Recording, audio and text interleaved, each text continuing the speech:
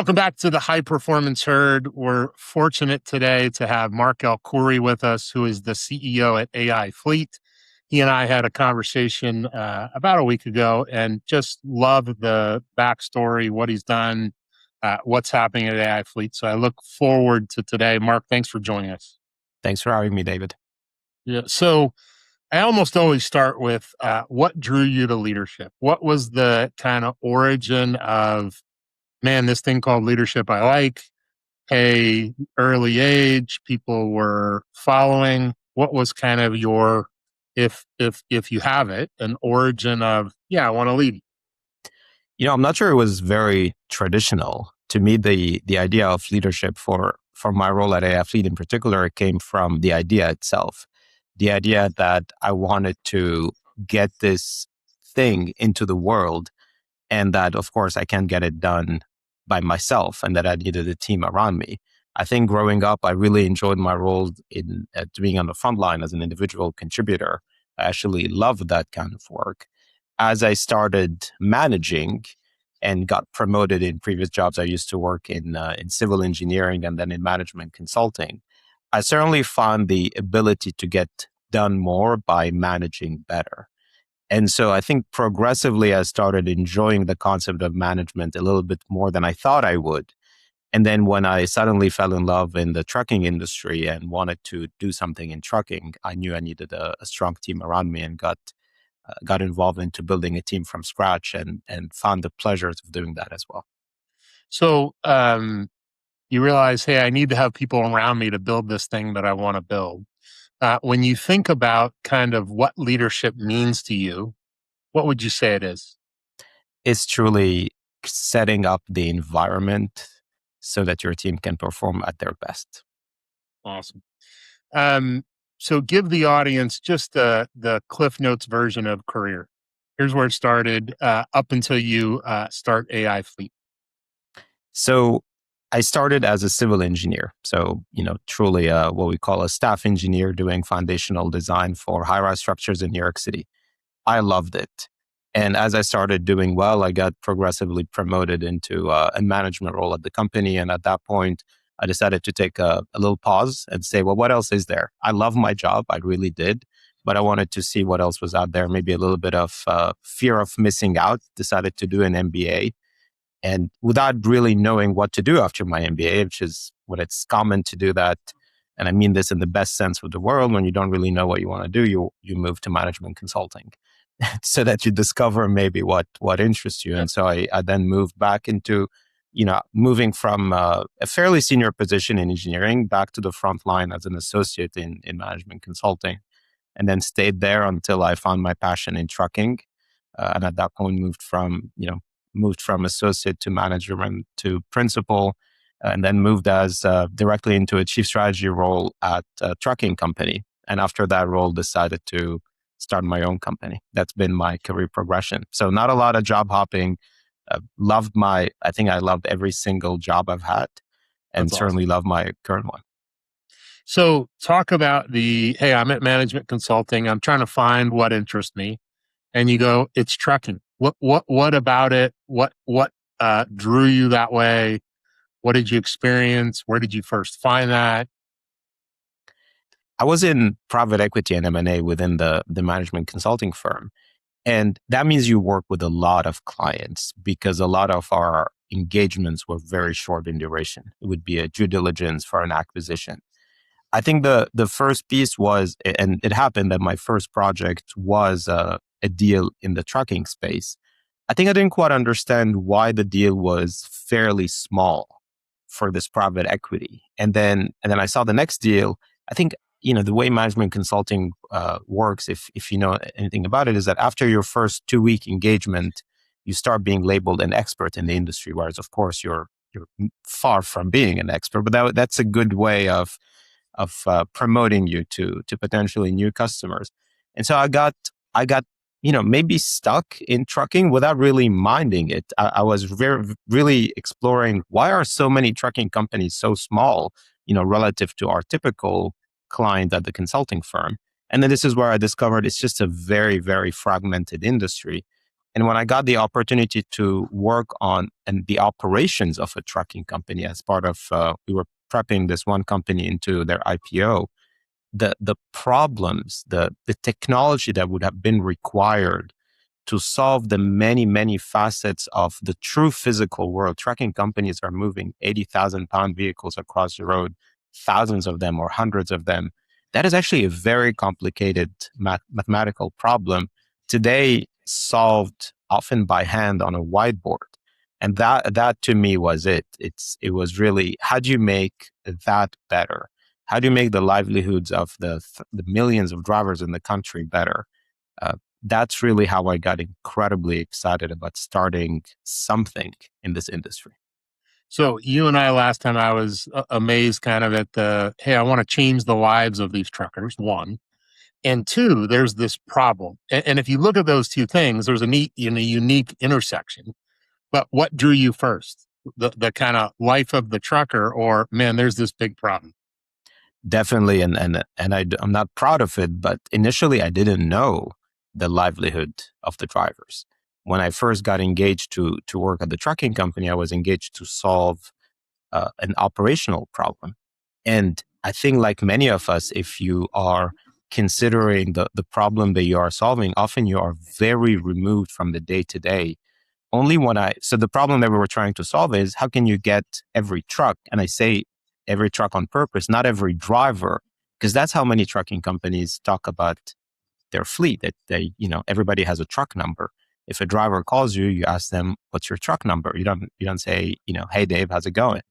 And so the problem we were solving is, how can you get every asset or every truck more miles? It's really only when I moved into the day-to-day of that trucking company, when I had the chance to talk to drivers to understand their day-to-day challenges, that you find out that, wow, that is actually the problem to solve. And my goodness, if you solve that problem of getting the drivers more engaged, of getting them paid more, of actually getting them what we call in the industry more miles, that's a little bit of how drivers typically get paid by the mile. Yeah. My goodness, you get them more miles, they get paid more, and the trucking company makes more money. What a fantastic problem to solve. And that's really when I moved from, I love this problem, to a near obsession about the problem. Awesome. And so you're growing up in management consulting. Eventually you take the leap. You go, hey, I'm ready to go start my own thing. What was the origin there? What drove that? How did you find your way there? What gave you the, I'm sure on some level, courage to go, I got to go do this? It's I would say mentorship. I had a great mentor. Initially, I had the idea, and my wife told me, it's a good idea. Why don't you go do it by yourself? I said, I don't want to start a company. I'd rather go do it at a company. I don't want to start a company from scratch. I remember taking a class of entrepreneurship at NYU where I did my MBA. I remember leaving that class and saying, this is just not for me. I'd rather do many other things. And I remember my wife, Amy, who now works with us at the company, she's our chief operating officer. She pushed me and said, go talk to my former professor. Let him review your deck. So I created a deck, and Bill O'Farrell, who ended up being a fantastic mentor and advisor for the company, reviewed the deck and said, you should definitely go and do this. This is the right idea. It is not just it's not just a random software idea. You're taking a really tough problem and you're putting it into the physical world. Go ahead and do it. And he encouraged me to do that, and I'm incredibly grateful for him for that. So I think that's awesome. The world is filled with mentor-mentee, and it's a beautiful relationship. It's great when you found success to help others, all those things. And also to get sage wisdom to figure it out. So yeah, you still have to go do it. So somewhere in there you go, all right, I'm going to leave my job. I'm going to go do this. Talk about the origin of the company. There's maybe a little bit of good luck and bad luck. It was in many ways, by the time I had decided, maybe I should explain how my first meeting with Bill went. When I was still evaluating what to do, I had to go, and I remember Bill saying, maybe we shouldn't shake hands. There's this virus spreading around and we don't really know if it's real or not. So this was February 2020, right at the beginning of the COVID pandemic. And within, of course, a couple of weeks, I was in New York City at the point we were all in lockdown. And that lockdown gave me a good opportunity to reflect on what to do. Now, keep in mind, I had left, I had been offered the position to be chief strategy officer. I was at a trucking company. I was fired within 3 months. My, pink slip, as we call it, said not a culture fit. And they were right. We certainly had some cultural challenges there. And so I was on a 1 year non-compete. So I had to wait regardless till April 2020, if anything, to start my company. And so I had this 1 month between March and April to talk remotely, because at that point we couldn't really talk to a lot of people in person, talk remotely to as many people as possible to see what would it take to take this pitch deck from a bunch of pages to reality. And I think it was just a lot of luck, a lot of great people pushing me to just have one conversation at a time, encourage me after each conversation to go talk to 2 or 3 more people who could help me put this idea into reality. And then eventually meeting my co-founder, who felt like the first person who could actually help me not just move this product from initial idea to a first product, or at least a minimum viable product at that point.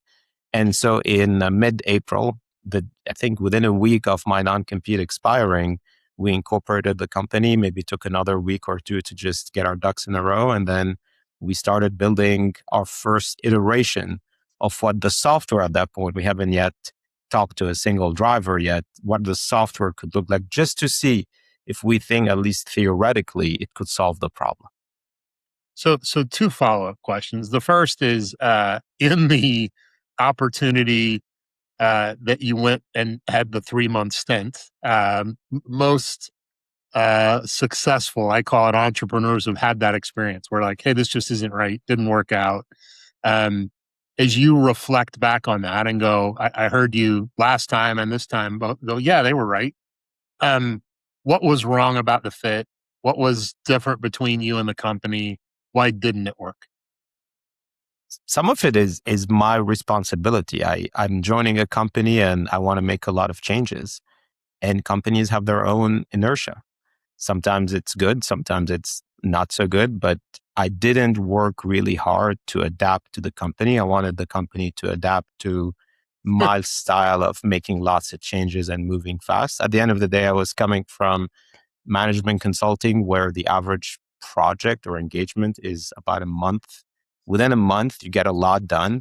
I never quite understood at that point. I didn't really have corporate experience. Even in engineering, I was really working on projects. When you reach out to somebody trying to make a change and they say, yeah, let's meet in 2 weeks. In my mind, 2 weeks is a half a project. That's just not something that would work. And as part of trying to get ideas from, idea to execution at a large company, I think I just ruffled lots of feathers. And eventually, I think they got tired of me. I think they liked me. I actually worked for them as a consultant before joining. I think they liked me much more as a consultant than they did as a full-time employee.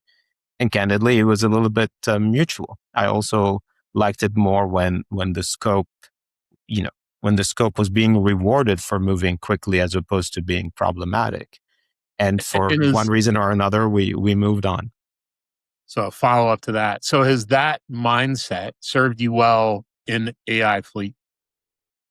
Definitely. In terms of moving quickly, yes, you have to. You just, there's just often there's always in consulting, there's this thing that I didn't love saying, but some people used to say, which is, don't get your slippers on.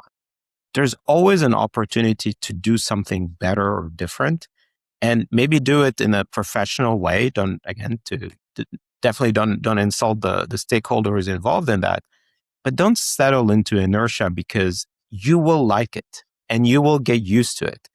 And we certainly wanted to do it. There's a great person who joined us one time, and he quit. I remember when he quit, he told me, and he's not wrong, but it's something that I'm not sure. I keep reflecting on it. His reason is, he said, you manage the company like everything is urgent, and at some point you got to just settle down and take a break. And I keep reflecting on that, which is, when you're venture backed and you have lots of investors and stakeholders, taking a break, you're taking it at their dime, at their expense.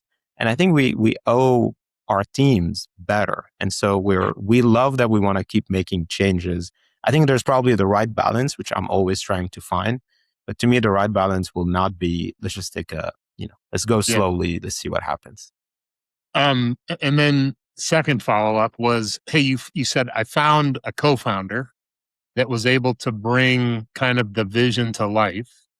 Talk about the potential yin and yang differences between the two of you, what you needed from him, what he needed from you, because I think many people live through that. It's there are, I think the company needed three elements, and at that point, and the element was, we needed the idea, we needed the software execution, and we needed the operational execution.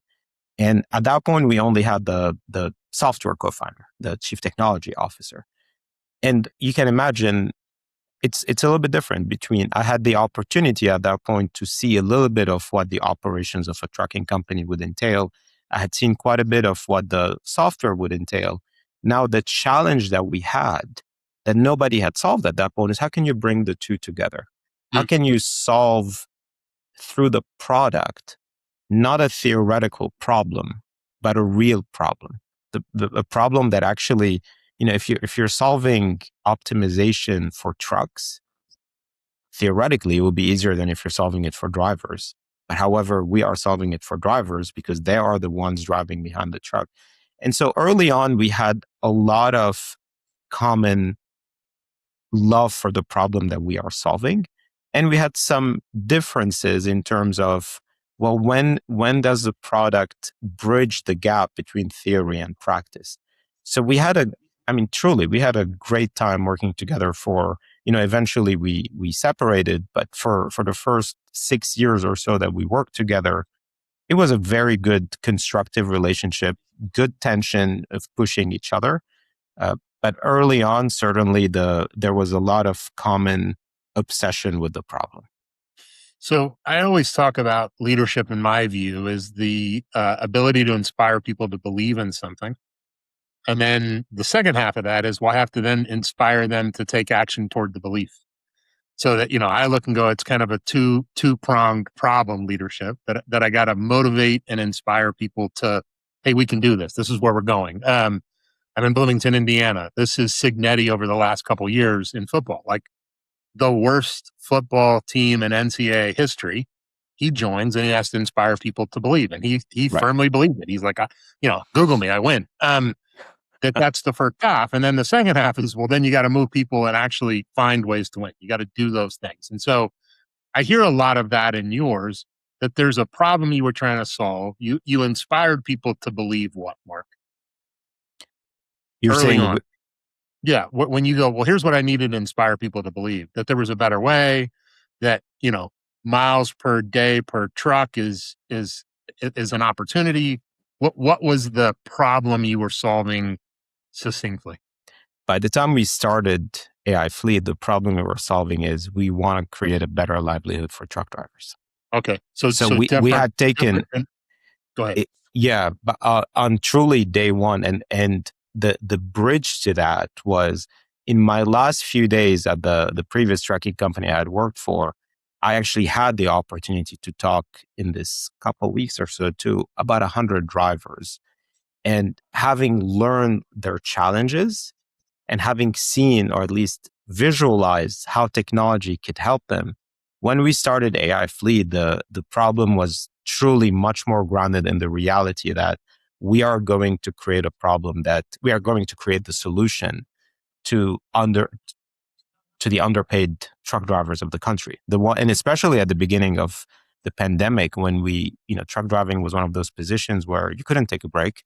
Yes, you're worried about this virus. You didn't quite know what it was, but you still had to take your truck and deliver, billions of pounds of goods across the country every day.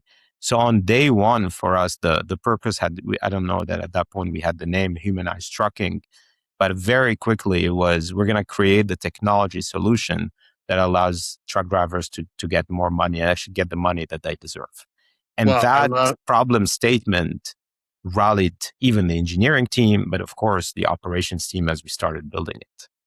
so I love homepage of your website. Let's humanize trucking. So that's the big text, and then underneath it, AI fleet unlocks the power of technology to rebuild trucking for hardworking drivers. And what I love in that is you're already starting, and I talk about this all the time, to compel the right people to come toward you. Yeah. Like Eh, who wants this? What drivers want this? And I got to imagine that magnet attracts the right people. It attracts the right people. It attracts the right drivers. It also attracts the right office employees who come with a purpose, which is, this isn't ambiguous. Yes, of course, we cannot humanize trucking by being a charity because we will not be there for long. So, and we say that to a lot of drivers often who sometimes, it's not just drivers, office employees as well. Many folks often want more. And the reason we say this is what we can offer you as a driver, you as an employee, or you as a stakeholder in one way or another is we need to be here not today, not next year. We need to be here for the long term to get our vision across the line. And often that means, if people are asking us to help them in when you're working with employees who were often before joining aifleet working paycheck to paycheck, they have very different needs than a traditional software company. And our role is to also to help them see the bridge to a slightly different life that they were used to, a more secure life than we're used to.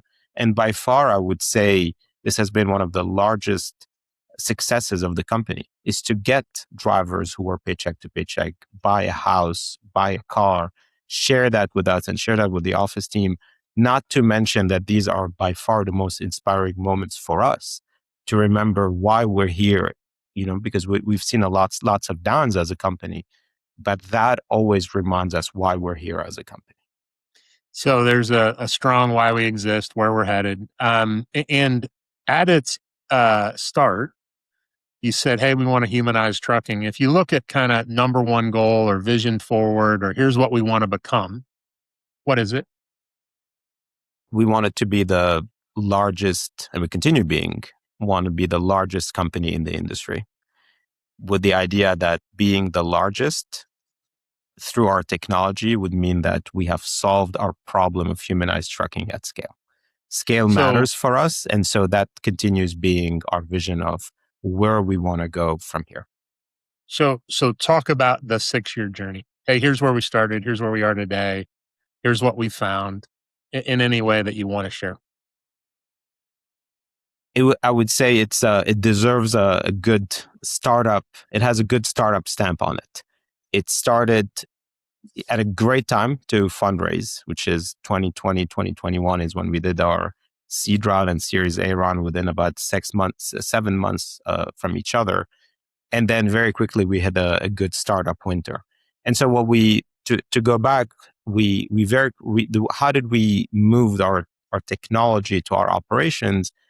Cold calls. At that point, I was in New York City. We didn't have any drivers. We found some drivers online. We cold called a bunch. I was very lucky. The fifth call, somebody told me I'm not interested, but I know somebody who might. I called that sixth person and he said, yep, I'll give you a shot. And he became a fantastic partner with us.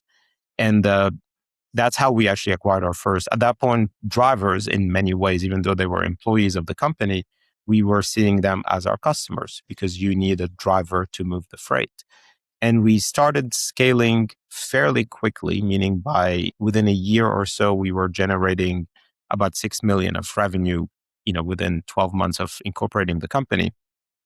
And at that point, truly, the sky was the limit. We raised a great Series A, and we had at that point started to solve the technology problem in a much more robust way.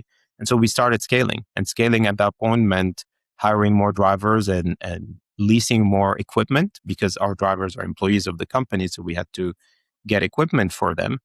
And then we started making mistakes because we did this grow at all cost. And I think that works really well when there's abundance of capital. And then when we hit the tougher fundraising environment, very quickly we started rethinking our growth and what do we do with all this equipment that is now pretty expensive. And so we had, I would say, a tough couple of years from 2023 through 2025, where we were growing still, but we were unfortunately burning a little bit of cash. And so one thing to keep in mind in trucking is there's almost two trucking worlds, or two ways to generate revenue. You can generate revenue by working directly with an end customer. But what I mean by end customer is somebody who needs to move the goods themselves, or you could work with an intermediary. And we worked with an intermediary for a long time, which meant that, for everything else being equal, you get paid a little bit less. And so we burned quite a bit of cash. We had to go through layoffs last year. And very quickly, fortunately, after the layoffs late last year, the company is now in a much more solid footing. We're now back on the trajectory. We're back to growing. We're profitable. And so we're back to believing that the difference that we said we're going to make, we now can actually make it. And if you summarize the problem, you have a little, but hey, our growth, we took our eye off what? What was creating the problem? Unit economics. We took our eyes off unit economics. We were okay growing with negative unit economics, knowing that the problem will solve itself at scale, but not thinking that at some point you will run out of cash if you're growing with negative unit economics. So when you talk unit economics for the layman, is this revenue per truck per day? What is the unit economic? It's, in this case, it's gross margin per truck. So essentially, for every mile that you are driving, are your variable costs higher than the revenue that your variable costs per mile specifically, are they higher than your revenue per mile? And so this goes back to the, go ahead. No, I was going to say, so then it starts to incorporate asset utilization. I paid for this truck. I have a lease payment. How am I optimizing it? How am I optimizing drivers? Okay, got it. Yeah. And so, however, we did what was interesting during the period, and why I would say rightfully so, many of us and many of our investors continued believing, is it goes back to where are you generating your revenue? aifleet we were at that point ranked the 55th largest trucking company by middle of last year. And we had the lowest cost structure in the industry on a per mile basis. We actually had the best cost structure in the industry. And, other companies were unprofitable, but they weren't burning as much cash as we were. Well, why is that if you have the best cost structure in the industry? It goes back to revenue quality. We were getting revenue from intermediaries who were taking their own margin, and we weren't working with enough end customers. And that's the switch that we made at the end of the year, at the end of 2025, is by reducing the size of the fleet. We had already at that point started growing what we call our direct customer segment. That direct customer segment was doing great. Relative to our fleet, though, we didn't have enough customers. We were growing it very quickly, but not enough to cover the burn rate that we had. By restructuring at the end of the year, we solved that problem. Awesome. So what I'd love to dive in for a minute, if you're willing, is, hey, while the problem's occurring, there's always here's the early sign, here's where we are, hey, here's our thought, to the action of, hey, we got to restructure, we got to rethink, we got to lay off. Just talk about that cycle length, what you guys talked about, how you finally decided to take different action. It's a great question, because at least it's certainly it's a very tough period that I would imagine many founders go through, because you're evaluating two alternative realities. There is it will get better because we are seeing the trends get better. And one thing that I want to clarify, at no point did we say this idea is just not working. At no point did we say that, because all of our operating metrics were improving, including our burn. But it was always, is this improving fast enough? And so what we unfortunately spent more time on than maybe we should have is, how do we solve this problem? Do we take the incredibly tough action of restructuring, or do we find a way to create this funding gap? At the end of the day, if you're burning cash, you could solve it probably with either of the two approaches. And we kept thinking about, well, what is a third solution? I remember we have a leadership team book club, and we read a great book called Clear Decision Making. And within it, I remember the author says, don't ever think there's only two options. There's always a third option. Our third option was, my goodness, yes, just get more direct customers faster. And so we took a two-pronged approach of focusing on fundraising and focusing on getting more direct customers faster. And they were both partially working. Their direct customers was growing at a 3x year over year. So certainly great, but it was growing up from a small base. And fundraising was a little bit more challenging in terms of enough fundraising to cover the gap. So that 1 year solving this problem in the two-pronged approach helped us build, I think, a fantastic operation. But unfortunately, there's a time that came where, you know what, we might be approaching this point where we just can no longer solve our problems with more funding. And that's a very tough, the CEO has one key job. Theoretically, I would say there's three. There's, strategy, there's build the team, but then there's don't let the company run out of cash. And you have to take accountability for that as a CEO, that you were not able to fundraise enough capital to keep the idea going as it is. And that's on me in many ways, and well, in all ways. And so there is a time that comes where it's like, no, not now is the time. There's just no other option. There's no more band-aids. You got to take the incredibly tough decision, and you got to bring your team. And this is not something you do in isolation. You have to now bring your team on board this incredibly tough decision, the why behind it, and more importantly, how do you actualize it? Yeah, make these tough decisions, right? We have to cut things. What do we cut? Who do we cut? How do we do that? Yes. Having lived through that and helping others, often we delay that beyond where we should. And then when we do cut, we don't do it effectively enough. How would you grade yourself in both of those? Like finally making it and then effectively making it? Not well we did it twice. So not well on the first time at all. I think we did not go deep enough, which I think, which we knew we needed to avoid. Because even before going through the first sets of layoff at the middle of last year, we spoke to lots of other folks who had gone through layoffs. And the number one problem that everybody told us was we just did not go deep enough.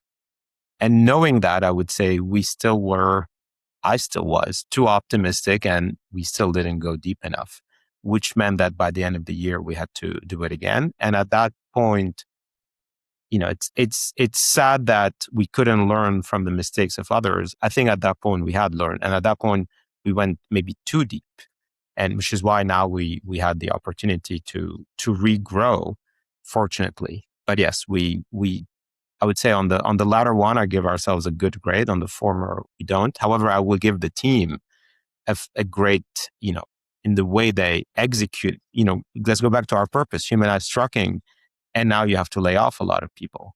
We did it, I think, in the most humane way possible, and I'm very proud with how we executed it, despite the fact that it was, of course, very tough on our employees. So, Marc, having lived through it, having helped others, that's my take, is like, it's rarely done right the first time. And it's all the other things in it. And, my guidance always is, it sucks. But we're going to make it suck longer, and we're going to hurt more people if we don't do it effectively. And so let's do it effectively. And it's nothing anyone wants to do. So that's the first challenge. You're like, particularly when you've talked, so vividly about how you want to treat your employees. This is, however, I have to treat the employees here that are still here. Right. You said it earlier, we're not a charity where this is here for the long haul. We want to continue to be good stewards. And, I always frame it as like, make my small corner of the world a better place. That's hard when you're impacting people negatively. So, absolutely, it's understandable, but still a struggle. Someone told me this great line. It's, the alternative is you're nicing your way out of business. And that's spot on. Well said. because that's how Yeah. I viewed it. Like, we have to make these decisions. And I always talk about that. That's one of the burdens of leadership, making correct Right. decisions, even though they suck. And that's the burden. That's why we sit at the top of the organization and lead. That's what leadership requires. We got to take the right actions. You also mentioned earlier that your wife is on your team. Many entrepreneurs live through that. Just talk about that briefly, like what it's been like, how you guys have balanced it, what it's meant to each of you, what it's meant to the company. It's had the She's been with us from day one. She's one of our co-founders. And day one, maybe month one. She joined very shortly after we fully decided to start. And it's brought a lot more meaning to the job. I think we're often told that we shouldn't put all our eggs into this one basket. And of course we have, because we truly believe this is the right outcome for the family. We also truly believe that we have the grit and the ability to solve that problem, better than others, which is why we've wanted to do it. So certainly there's been challenges related to this. Becomes nearly all you talk about. You're talking about it at work, you're talking about it at home. So that is certainly the challenge of co-founding a company or working at a company with your partner. The upside is when things are going well, the highs that you get from this are just incredible. And also when things are going in the opposite direction, it is, I think, hard for many couples to truly understand what the other person is going through if you're not living them yourself. Empathy is not easy. And here empathy is overwhelming because we know exactly what the other person is going through. So all in all, it's been a fantastic experience, and I'm so proud to have started the company with Amy. That's awesome. And this is a question near to me because my wife's my business partner and part of my business. And we talk about this all the time. Have you guys structured things that help? And I'll give an example. My wife is no business after 8. Yeah. So that's hers. And I could go on and on and on, but she will often like, it's 8:16. When I'm starting to ask something. And that has helped us go, well, there's a balance, that this is not all encompassing. And you've pointed to the highs and lows, and it's great when it's great, but it can bleed into both ways. If the relationship at home's not great, it bleeds into work. If things aren't Yeah. great at work, it bleeds into home. How have you guys navigated that? We've imposed ourselves the question of, after, because we commute to work together and we come back from work together. We have a 2-year-old as well, and so the rule is when we're during family time, meaning when our laptops are not open at home, meaning when we're not both actively and clearly working, there's a phrase that we have to ask ourselves, which is, I have a work question. And the other person has the opportunity to engage or not engage, because the rule that we follow is also similar to other folks at the company. If I were to ask somebody I would say a non very urgent question at 10 p.m., I would probably just send them a Slack message or a scheduled message, even, so that it doesn't disrupt their evening. And we wanted to try to apply it with us. If it's urgent, of course, we'll if she wasn't my wife, I probably would have called her. But if it's not urgent, but it's just bleeding, we have this secret phrase of just saying, I have a work question. Are you willing to talk about it? And the no is final at that point, meaning you don't just say, okay, no, let me just ask it quickly. Then you just email or send a message the way you would have done it with other teammates. Brilliantly simple, but also I always talk about this. I coach a lot of family members in the role I have, and I always talk about, what hat are you wearing? Are you wearing the COO hat right now? Or are you wearing the wife hat? Right. Mark, are you wearing the CEO hat or the husband hat? And be clear. That the more clear we are, the better we are. And I have a work question takes you right to that, which is awesome. It says, that's the hat I'm wearing.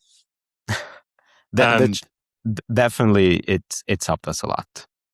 And well, if anybody's doing any venture with their partner, it's just it's not easy. By the way, just because you say it doesn't mean that the other person immediately wants to engage on day one. It takes practice. Like anything at work, it takes practice. It's worth it. Yeah. So talk about the development of the team. You've built something, it's grown. I'm looking at your core values. There's plenty of things about AI Fleet that, from an outward perspective, look awesome for team. But talk about team development, what's happened, what you're seeing. The Our approach has always been lead with people's strength. And so what we always try to do is try to see who is working in what position and is that aligned to their core values and their core strengths. We like to approach leadership overall and roles and responsibilities overall to try to understand the team's. Uh, we take strengths into two types. We take the employee strengths into what are their strengths that they like to work on and what are the strengths that they don't like to work on, and to try to make sure that we are gearing a lot of the roles and responsibilities into the strengths that they do like.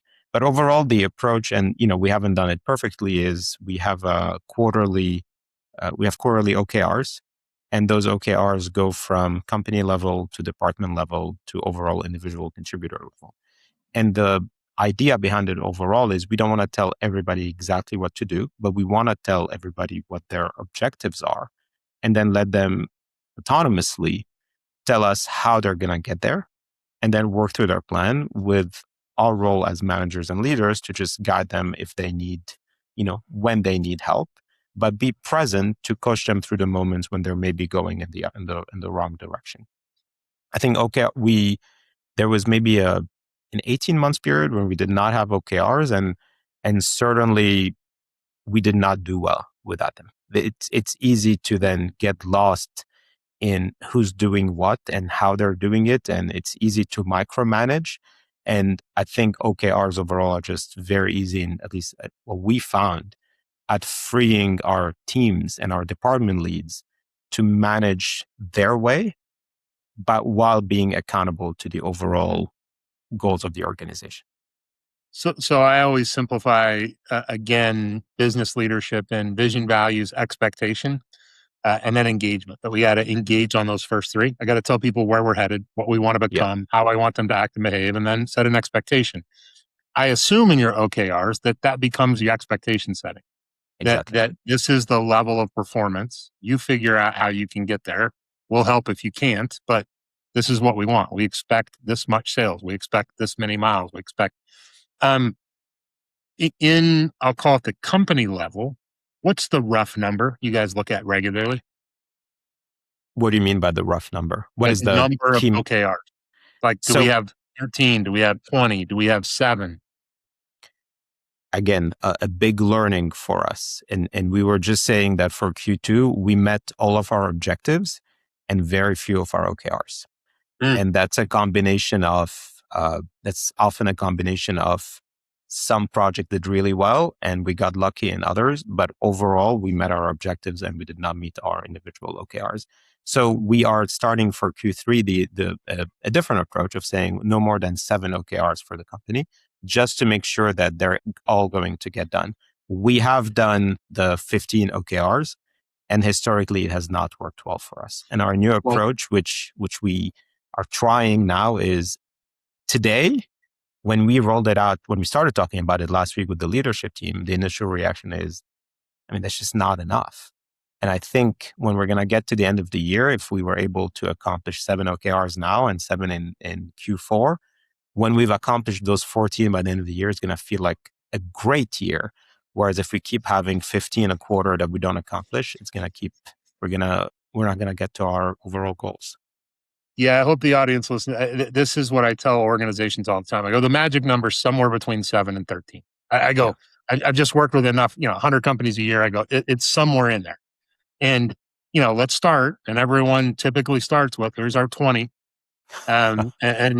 We whittle it down and go back and forth, and it lands when it's right somewhere at 7 to 13. So, um, and you guys, from a cadence standpoint, are reviewing progress against those how often?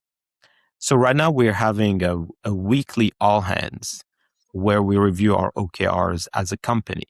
And since we used to do an all hands every month where we just kept the overall company updated on our progress. And now that we're a smaller company, we just feel that weekly allows people to just stay closer. regardless, as a leadership team, we've always reviewed our OKRs on a weekly basis. Just to we don't take all of, we have an OKR, we call it flat, like a flashlight essentially, where you just see, traffic light, where you just see where, the red, yellow, green on all the Yeah, OKRs. perfect. And we typically discuss one or two OKRs per meeting. But now we're having the opportunity to share this traffic light with the company, again, with a quick focus on the OKRs that are, either lagging behind or that just need an overall update. Yeah, awesome. That also mirrors Marc best practice. I'm like, we don't need to review them all. We need to review the ones we need to review. Right. And your red, yellow, green is what I recommend always. Like just talk about the yellow, red. If they're all green, great. What other priorities do we need to talk about? But we don't talk about other priorities unless all of those are green. And Absolutely. it literally becomes that simple. We do love the highlight as well, a couple greens, just to keep we also like to tell folks it's okay at the end. Well, there are some OKRs that we call stretch OKRs. We knew from the outset that it's going to be a tough one to reach, and we're going to still put it as yellow or red.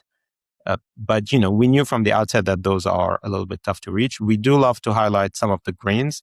We have this, at least this is my obsession. I don't know that it's the team's obsession. I'm obsessed with positive psychology. And I always want to remind the team that, yes, we need to spend a lot of our energy on things that aren't working. But my goodness, if we don't remember all the great things that we're doing every day, we're going to lose our motivation as a team. Yeah, I mean the proper perspective is how I talk about it. Like we have to celebrate that we did remarkable things Yeah. over the last period because that's always the case. And then I always talk about, but better is better. So how do we move toward better, despite all the fantastic things we just did? And there's a great lesson in that for parenting. Be proud of what they've accomplished. Absolutely. Share the positives. Because often as parents, we want more, and so we push. And I'm like, do it with care and love. And this is the same in the company. I'm like, share the positives and celebrate because we often do remarkable things. And we find in life we'll celebrate simple little things all along the day. And I'm like, we just did something more remarkable at the company than that, and we don't even mention it. We don't So talk about it. yeah, so I'm with Absolutely. you. There's an opportunity for all of us to give praise more. From hey, 6 years into this, and I would say, hey, here's what I'm most proud of. What would you say, Marc? Here's the thing I'm most proud of. The team that we've built. Many of them have been here I think we really started hiring for the team about 5 years ago.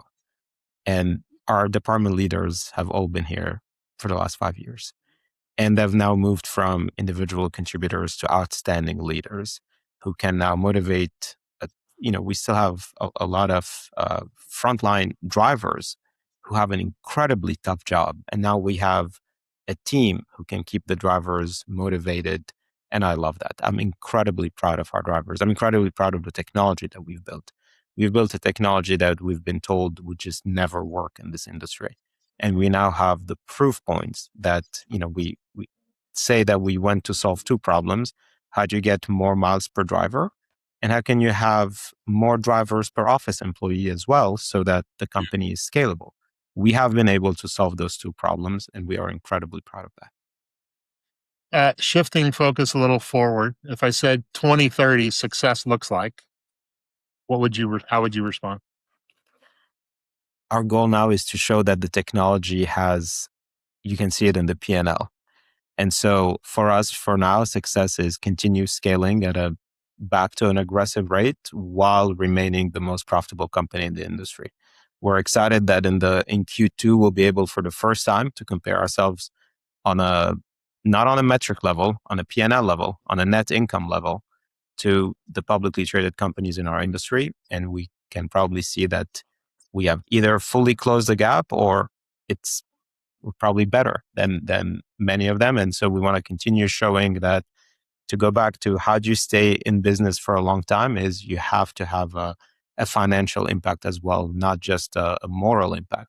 And we want to be able to see that starting Q2 of this year, we've been able to do that. And we want to extrapolate that through 2030. So the goal is continued scale without losing sight of our values. In the next couple of years, what will be the biggest challenges or hurdles? We're we're very intrigued by what more can happen in the world of artificial intelligence. There's certainly the concern that many of us are seeing of how will the world evolve around a technology that we can see what it does, but we haven't yet fully grasped how will that fully penetrate our industry. And so right now we are, of course, we are leaders in this at the company that talked about AI before AI became more popular in the last couple of years. But of course, the progress that we are seeing is a little bit more advanced than I think what we would have imagined a few years ago. And I think right now there's just a lot of, to go back to a company whose obsession is to humanize trucking, we are concerned with the devaluation of human work. And so we are always looking to see what can we do more of. With the mindset that if others are automating more, that's probably going to impact our profitability as well. So there are certainly some interesting challenges that are hitting all industries, ours as well. Um, Mark, when you say that, I'm left with uh, what are the real applications that you guys are exploring, if you can talk about it? Like, here's where we're taking it to the next level. I think right now we are looking, I think what's honestly really hard, David, is we look at many, many of our day-to-day workflows and tasks that we have to perform. And we are finding ourselves with, my goodness, over the next couple of years, what what is not really what is not automatable, especially on when it comes to, we've always followed the mindset of an AI native company, but it is real. There are, I think, lots of positions, or at least lots of tasks that we initially thought those will not be easily automated, or at least cannot be automated in a cost effective way, and that's changing now. And we're not into the autonomous trucking space that's being handled by many other companies out there. We think the hardest part, if and when the technology is ready, is how do you operationalize that into the day to day of a trucking company? Because at the end, you still need to move goods from A to B. Trucks will break down. That's a guarantee. Warehouses will close. They will not be able to load you and unload you. That everything that we've built is around the driver and the truck, right? Meaning we've built this Yeah. massive AI workforce in the back office. And now we're interested to see if and when this technology is here, how do we incorporate the two, but also how do we make sure that the livelihood of our employees are positively impacted and that we can share hopefully the abundance. But we are of course concerned about the progress of the technology. Yeah. And yeah, I use this analogy all the time. There are many that are fearful of it. That like, hey, what you just described, like, oh my God, we got to slow the progress. And I'm like, well, this has been man from the beginning of time. Man was Yeah. terrified of fire.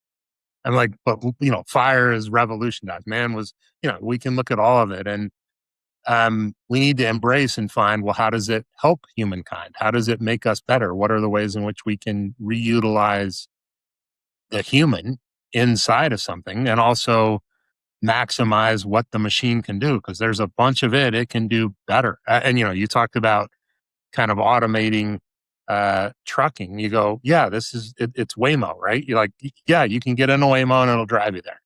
Yeah. Can you talk to the driver? Sort of, not really. So who wants that experience? I go, but it's what X safer than getting in a regular taxi. And all of that I think will play out, and that we have to, again, this is the challenge of leadership. The unknown is we have to navigate and place kind of, this is our belief today. We're moving toward it.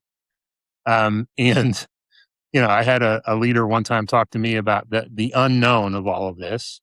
And he was great, and he has a great story. He runs a trucking company, so it's even better. He was talking that I talked about the unknown, the uncertainty. I think we were reading Same as Ever as a group, and somehow we got into this. Well, as leaders, we often have this, it's unknown, but we're marching towards something. And he said, man, I've never understood it till right now. He goes, I give plane lessons and hot air balloon lessons. He goes, flying a plane is, there's a plan. You go from A to B, you Yeah. take off and you fly the plane. He goes, every time I get up in a hot air balloon, whether with someone new to piloting or just riders, he goes, somewhere between 10 and 20 feet off the ground. They go, where are we going to land? And he goes, I don't know. And, that Yeah. terrifies people. He goes, we're heading where the wind takes us. And, this is when we have to make decisions. He's like, I have to make a lot of decisions on where we're going to land, how we're going to land based on that. But, every flight is a new flight. I'm not flying from here to Milwaukee. I'm flying to wherever the That's wind blows. whatever the wind blows. I think Yeah, we are finding ourselves. I think for a long time, people told us when you pitch AI Fleet, the last thing you mention is that you're a trucking company, you're a technology company. And of course, that world is changing. And from the beginning, we were proud of being a trucking. We were proud of the service. We're not a software company who has an idea and then sells it to trucking companies and tells them, no, the software works. You guys just don't know how to implement it. We said from the beginning that we're going to work to make the software work within our own company. We don't sell the software. And now, of course, we're finding ourselves that the tough part of building software is no longer going to be this. It's going to be easier. How much easier, maybe we don't know today, but we know it's easier. And we know that today because most people today can build at least some software that 6 months ago they couldn't build. What's, sure. of course, going to be really hard is how do you do that in the real world? How do you make that software actually get goods delivered on time from Austin to Wisconsin? That's what excites us is people used to tell us, don't get assets. We think actually getting assets, being fully in the physical world is something that would be more rewarded or at least more appreciated. And suddenly we find ourselves being, we're happy. We're happy that we are doing this really, really hard physical thing in this age of AI. Marc, from a looking back, I always love to do this at the approach the end.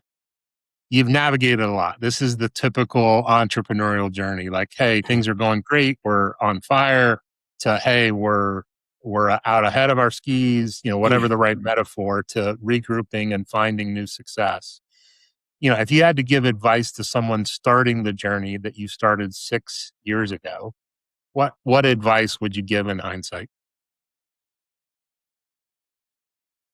It is still about the team. Make sure that know who you want to hire. Know who not just who you work well with, know who can get the best out of you as a founder. Mm. As a founder, you're going to get, at least I think many of us are stubborn because we came here with an idea that we want to execute, though we know often that we need the team to execute it on our behalf. And maybe we're not always very willing to let them execute it by themselves. But know that team, I think one of the best coaching moments I've had is the goal of your team is to shape, it's not just for you to shape them, it's for them to shape you. And so get ready for this journey of change of how you think and how you like to work with others, because the team at the end, it's your idea is not going to deliver the results. It is your team that's going to deliver the results. It sounds obvious. And I think for many of us, once we're in it, we probably lose sight of it. So that's one. And second, when things aren't working with the team, by the time you're about to make the really hard decision about separating, whether it's more than one team member or one team member, you are often 6 months too late. People will tell you that and you won't do it, but try to start this journey knowing that separating early helps you and helps the team. So, Marc, the two things you just talked about, I saw a Vistage, which is a CEO peer advisory speaker in Indianapolis. His name's Eric Coriol, so I'll give him credit because I thought it was brilliant. He talks about team dynamics and driving high functioning, high performing, high accountable teams. And he frames it as those that truly are, they deal with real issues together. Yeah. And I'll help frame that when we have real issues, we bring it together. And it's what you talked about, like the team growing, not just me or them, it's us. And that happens by bringing real issues to the group and solving the real issues. And when we don't get the results we want, resolving it. And the openness, flexibility, healthy debate. I mean, there's plenty of other examples that walk through this. And he's very clear that teams that are not high functioning, high accountable, they don't bring it to the group, first of all. And he goes, what Right. they typically do is do nothing, or they bitch to someone else. He talks about it, or they will go to HR or their boss, that it's an upward thought. High performing teams go, no, we need to confront it. And he talks about that we search for the truth, and that the very best do it as a group, that the group can bring anything. And he says, issues are things that affect all of us. And he quickly goes, many of us think that those are individual issues. And he goes, does it affect all of us? Does Marc's performance as CEO affect all of us? Yes. Then we should be able to bring it to the group. It's a group issue. Yeah. Yeah. And he talks about that almost everything's a group issue. And we don't view it that way. And when we let the group help us with bills not working, maybe we can make the decision quicker. And so I'll summarize there on your two things that, like, there are ways to find our way there. They're not easy. It takes, great teamwork and trust, which is what the podcast is about. You're clearly moving your team that way and every day more effectively, which is awesome. If people want to learn more about Marc or more about AI Fleet, where should they go? They should email me, marc@aifleet.com, or they should visit our website at aifleet.com. Awesome. Really appreciate, Marc. There's a couple things today that I thought were awesome.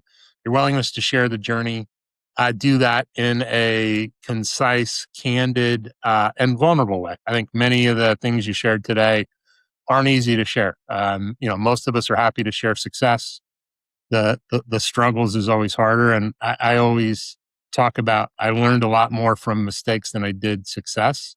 And so those are awesome learning opportunities. So I appreciate all that. Your story's awesome. Look forward to following AI Fleet and see what happens in the future. But thanks for spending the time with us today. Thank you, David. Thank you for being a great host.